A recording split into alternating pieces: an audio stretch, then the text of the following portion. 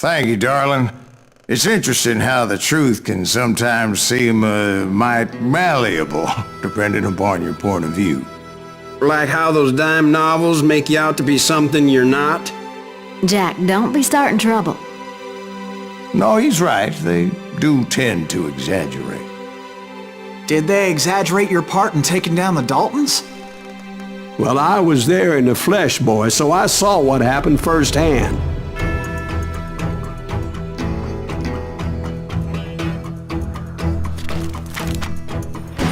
Those Daltons were lawmen once, before they all went bad, robbing banks and trains clear across the territory.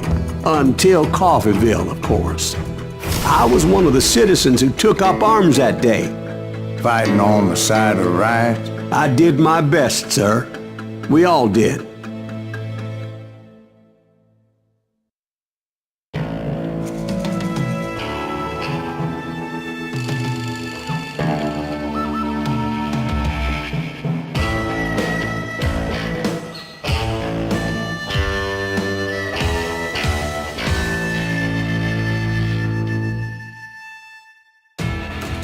It was early morning.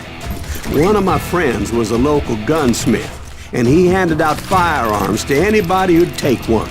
You see, the Daltons got it in their heads to rob 2 banks at the same time. 2 banks on the same damn street. Story was Bob Dalton's girl was always writing about how he had no ambition. Well, the locals recognized the Daltons right off. Before they could get away, half the town took up arms to defend their property. You got us a hero. Put some holes in it!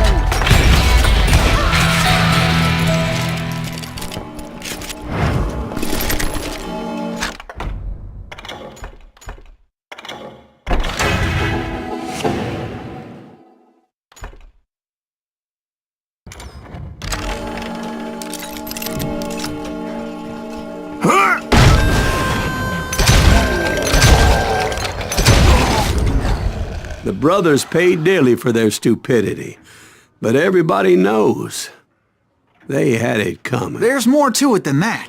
I read all about that day, so I know for a fact that it went down very differently. First of all, it was high noon. A posse of U.S. deputy marshals were on the rooftop across the street. Get ready, boys. They're gonna make a move. The lawmen had been tracking the Daltons for months, and now they finally had them dead to rights. Among them was a bounty hunter feared by many a lawbreaker. This man had no intention of letting the Daltons slip away. They met an adversary that day who had no fear and offered them no quarter.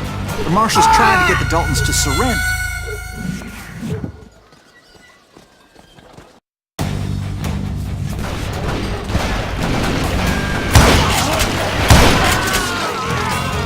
Those boys had a reputation as stone-cold killers. The marshals took every precaution, knowing they wouldn't go easy.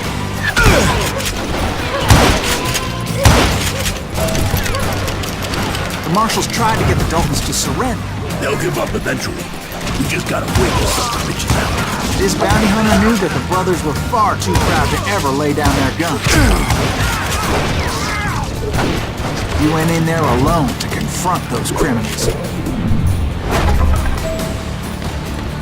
One of the marshals shouted, "Where are you going? Are you crazy?" Hey, where do you think you're going, dumbass? That rifle's mine. But he paid him no mind. He saw a way to get around to the back of the bank. Then he figured out how to hit the Daltons from a direction they weren't expecting.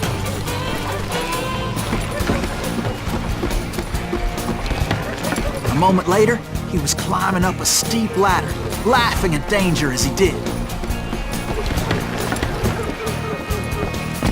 Brave men like him who risked their lives to tame this wild country.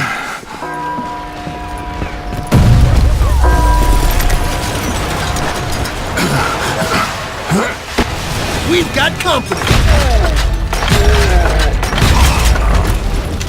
Heroic men like him who did what other men couldn't or wouldn't to make this country free. Is that Silas Green? Son of a bitch! Ooh, and Davy Crockett, who died defending the Alamo. right! Run!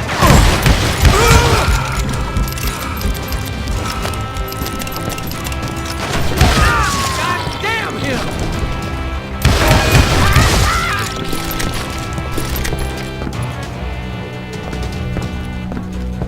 Over there! That's Silas Greaves! What the hell? Blam! Blam! He came away victorious, taking down those thieving Daltons.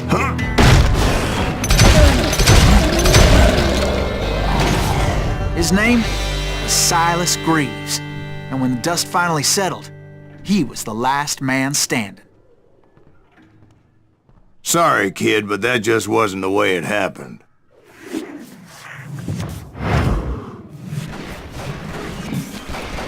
It was early evening, not high noon. The Daltons blew up a safe, and were all set to hightail it out of there. I was late to the party, and Coffeeville was already up in arms. Those pathetic deputies surrounding the bank were dropping like flies.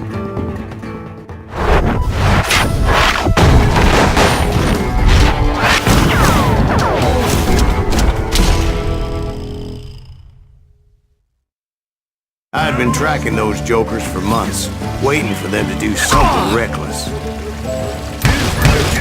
And finally, they did.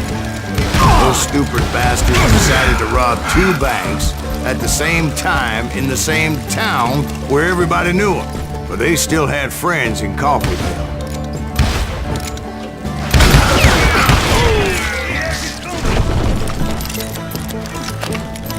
Did you shoot around corners?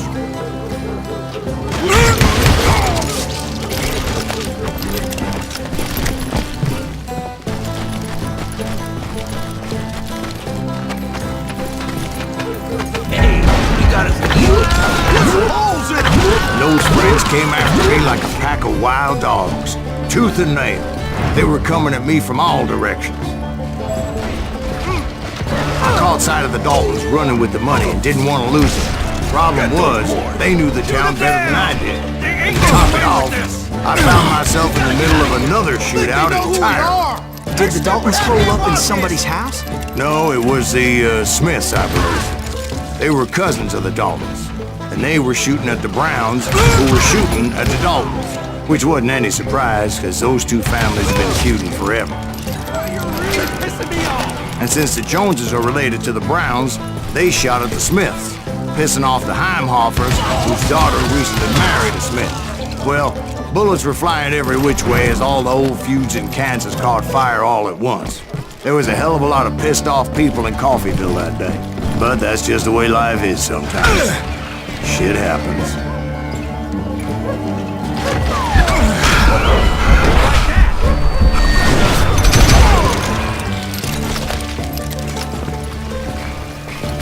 The Dalton boys knew I would never give up. Those Daltons weren't the sharpest knives in the drawer, but they always stood together. They set a trap to slow me down and allow at least 2 of them to escape. The 3rd brother stayed behind to plant me, just in case that trap of theirs didn't work.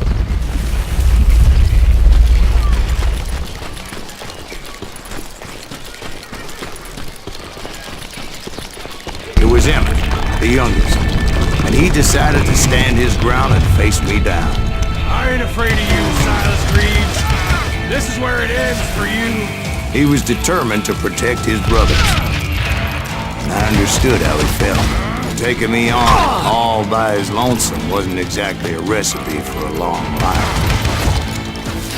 Coward and a cheat. I'm gonna send you to the bone orchard.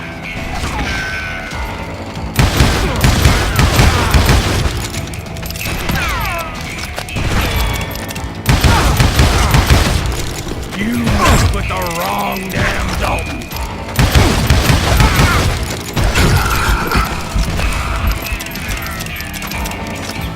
Gonna beat you like a redheaded stepchild. But Emmett Dalton survived the robbery in Coffeeville. He's the only Dalton who did. They say he was shot 23 times. Well, Dwight, who do you think put all those damn holes in him?